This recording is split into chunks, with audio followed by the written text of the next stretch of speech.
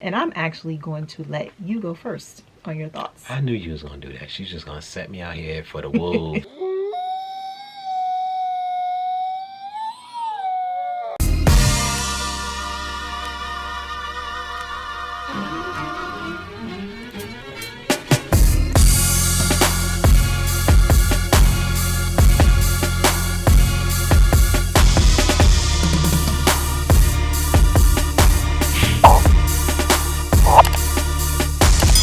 Welcome to the J and O show, where we talk about things that we were never told. I'm Jay. And I'm O. And now you know. If you guys are new to our channel, please make sure that you like, comment, share, and subscribe. Make sure you turn on those post notifications so you can know when we upload. All right.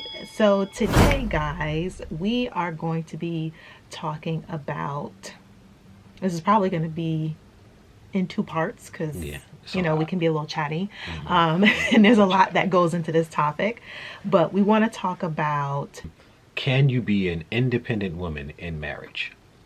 Yes. Yes. That's the subject. Yes. So I think in order for us to be able to kind of talk about this, we probably should define what is the independent woman, because I mean we know from Beyonce, you know, and Neo or what have you with their songs with independent women, what they're saying.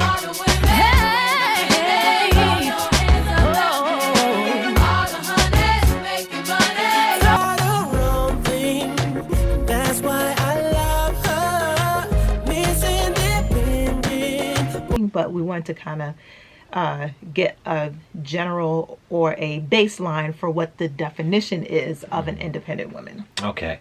Definition we have here. Oh, it says a woman who pays her own bills, buys her own things, and does not allow a man to affect her stability or her self-confidence.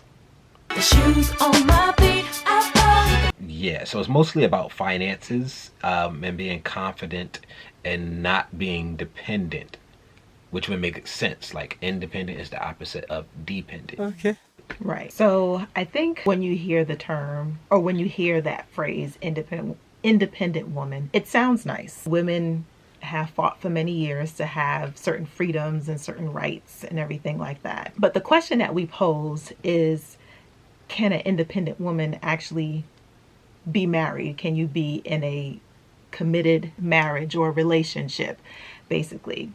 And so we wanted to kind of talk about that as to why or why not we think that is possible. And I'm actually going to let you go first on your thoughts. I knew you was going to do that. She's just going to set me out here for the wolves.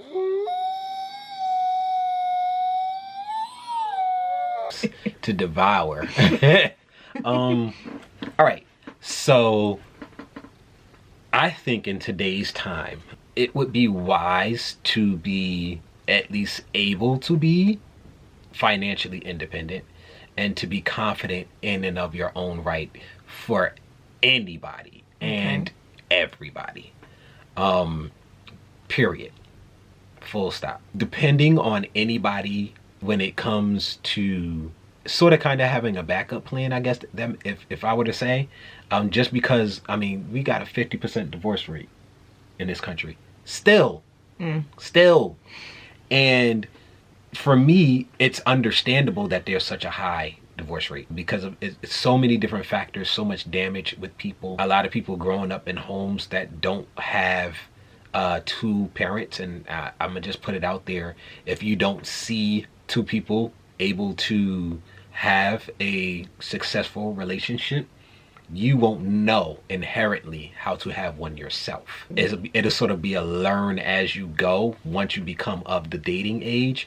And unfortunately, a good amount of those dating age years are spent being immature and not understanding certain things. So you're starting at a severe deficit because it's not something you grew up watching. And it's because there are so many single moms, and now we got a lot of single dads out here, a lot of co-parenting homes, which are not the same because you're being parented by both, but you're raised in a situation where your parents are not together, so you don't get to see them that dynamic work. And like, how does that work? Right. So I think that there is a certain level of independence that is necessary because, you know, with such a high divorce rate in our country and the way our culture is, You have to be prepared to take care of yourself at any given moment. Lord forbid your mate passes away. There's an accident. Like you have to be prepared to jump out there on your own, not freak out and completely fall apart if you're by yourself. Right. So I think that, especially coming into a new marriage, that you almost have to be independent. But I think the issue that I would say is the independent woman movement comes with a lot of people having attitudes from baggage. And if you bring a certain attitude into a relationship because you've had bad experiences with bad people, that's when a lot of the issues come in. Because being an independent woman is not so much about putting other people down because you have your stuff together. That's not about always throwing in somebody's face, well, I don't need you. All of those things, especially the way I said it just now, that is adding fuel to fire to destroying your relationship. Right. So in its essence and what it's supposed to be, I think you have to be. But in what a lot of people make it, that it was not intentionally supposed to be in the beginning, that is what's destructive. It's another situation where something started off great and then you got people taking it way to the left because of their own personal experience and making it destructive. Right. Okay. So I'll stop there. Okay. All right. Well, I agree. Okay. I agree with you on that, because I think the same thing. I think in today's day and age, because of the world that we live in, it makes sense. And I think it would behoove anyone to make sure that they can take care of themselves financially and be able to be stable, because just like Jay said, you never know what could happen. And not just that, because we have such high divorce rates. So I think that it would be in anyone's best interest to make sure that you are financially able to take care of yourself. But the flip side to that is interesting, because it's like, well, why is the divorce rate so high? You know, and there's a lot of different factors that play into that. And I would say that, or I would think, or no, that's not the right word I'm looking for. I would pose the thought that part of the reason why the divorce rate is so high could be for this very reason, and kind of what it stems from. Because if you, as a woman, you come into a relationship and you kind of have this attitude about you. It may not necessarily be verbally, it could be nonverbal, but you have this attitude about you where, like, I don't need you. You know what I mean? It's just like, well, the guy is just like, okay, well, what am I here for? You know what I mean? And regardless of how you feel, that nonverbal communication that you're giving to your spouse or your mate is going to do something to them. And that unconscious behavior that's going on where things are unsaid, but you're acting or moving a certain way, that can cause friction. And then sometimes your spouse may not exactly even realize that that's where it's coming from.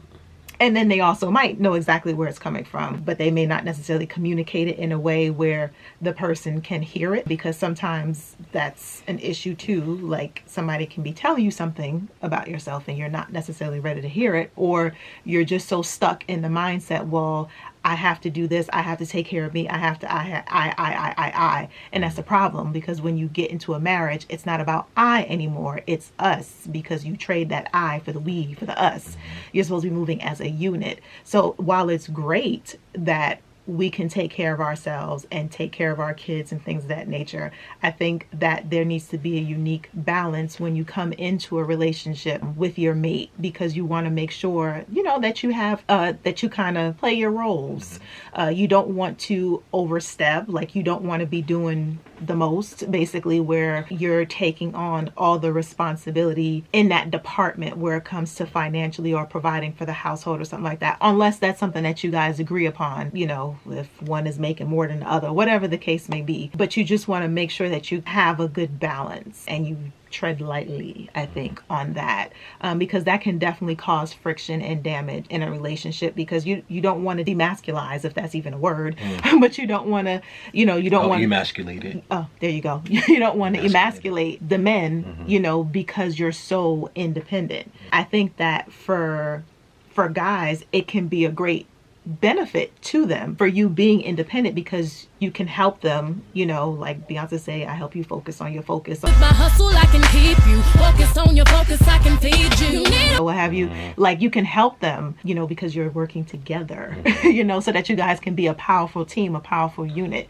But it's all in balance, I think. Yeah. Okay. Yeah, okay. We're gonna try not to make it too long because there's a lot to be said, and it's hard to sit there and try to say it in 10 to 15 minutes. There's a lot more even about this subject, but I will say that marriage is a codependent relationship.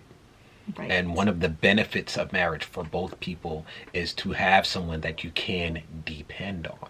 Right. That is a huge part of marriage. Right. So while we are, you know, talking about being an independent woman, being financially independent, not allowing a man to shake your confidence and all that other stuff, in all reality, if you get married and you establish the type of relationship with your partner that you should, if you're as open as you need to be successfully married, to be happy in your marriage, for the amount of happiness that marriage can bring you, saying that because you can't be dependent on your mate to make you happy in general, but you can still have an unhappy marriage. You can be a happy person and have an unhappy marriage.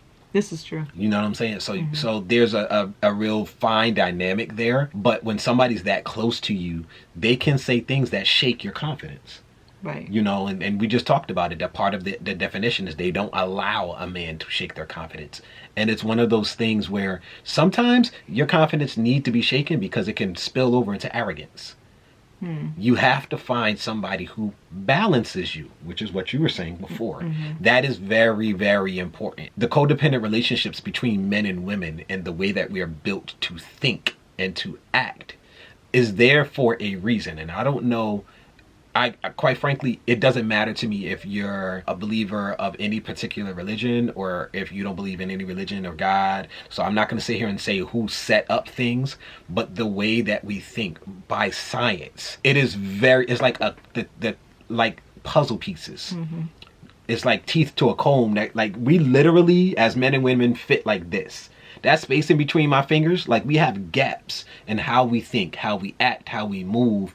And men and women, they fit like that. Like that, how there's no air between those fingers in the middle. That's how men and women fit. And there's a reason for that. And I don't know if you want to say that it's evolution or if it's God. That's up to you. But I will tell you that there are gaps in everyone. And you can't sit there thinking that because you have one thing all together that you are all together. Right. No, you have a gap. And that is what the person that you meet should fit. Now that'll help you even when you're looking. If you're looking for somebody and you're dating and you're finding people who don't fill those gaps or who make your worst parts even worse, who rub salt in your wounds and stuff. If they're not building you, if they're not upgrading you, hey, another Beyonce song. If they're not, exactly. So if they're not upgrading you, then they're not right for you. Right. The person that you get married to should fill your gaps. Right. You know what I'm saying? Like, there's the whole, we get along, we have the same thoughts on kids and in our careers and how we want to do this and where we, like, you can have all of that. But on an even more basic level, they have to fill in your gaps. Right. That is one thing that is very important to look forward to with a person. They have to have strengths that are your weaknesses and vice versa. Those are good things. So I think, I don't know, should we stop this episode and just continue on another episode with another part of it? I don't know. Let's ask the family. What you guys think? Nothing? No? Okay. No. Okay. See, they just being quiet. Okay. Well, yeah. I think we can stop this episode here because I think we pretty much covered that piece. But if we think of something, there'll be a part 2. Yeah. So we'll put that in the description if there is. All right. Okay. If you guys have thoughts on this topic or if there's another piece of this that you would like for us to converse about, drop it in the comment section and write #next show. So that way we can go ahead and filter through and be able to bring you that content. Yes. All right. But I think that's going to do it for today's episode, guys. Yeah. Thanks for watching. We love you guys. Yeah. All right. And be sure to tune in every week, every Friday around 4:30ish, as long as YouTube ain't tripping with the upload. Yeah. All right. Peace. Press the off button.